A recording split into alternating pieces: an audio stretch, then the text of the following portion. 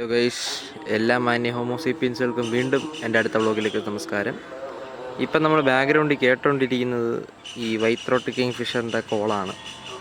എന്തുകൊണ്ടാണ് ഈ കിടന്ന് ചിലയ്ക്കുന്നതെന്ന് ചോദിച്ചു കഴിഞ്ഞാൽ കാണാമെന്ന് അറിഞ്ഞുകൊണ്ട് വേണ്ടേ ആ കിടന്ന് ചിലയ്ക്കുന്നുണ്ട്. തലയും പൊക്കി വാല് കാട്ടിക്കൊണ്ട് ആ തലയെ കാട്ടുന്ന ആ സാധനമാണ് വൈറ്റ് ത്രോട്ട് കിങ് ഫിഷർ. തൊട്ടടുത്തായിട്ടൊരു ഇന്ത്യൻ പോണ്ട് ഹെറോണും ഇരിപ്പുണ്ട്. അതിനെ പിന്നെ പറയാം.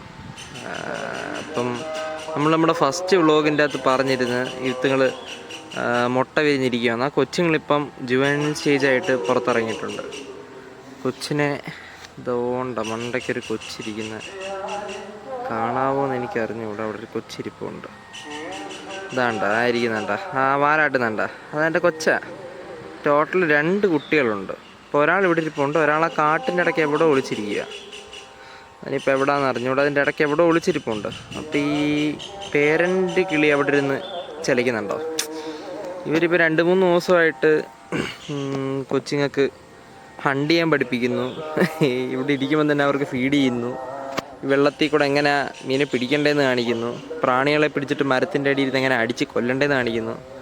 ചുരുക്കി പറഞ്ഞാൽ ഫുള്ളൊരു ക്ലാസ് തന്നെയാണ് ഇവിടെ നടന്നുകൊണ്ടിരിക്കുന്നത് 2-3 ദിവസമായിട്ട്. ഇപ്പം 3 ദിവസമായി ആക്ച്വലി ഒരു കൂട്ടി നിറങ്ങിയതിന് ശേഷം. ഞാൻ ഇത്തങ്ങൾ ഒരുമിച്ചിരിക്കുന്നൊരു പിക്ക് ഇതിൻ്റെയൊക്കെ ആഡ് ചെയ്യാം.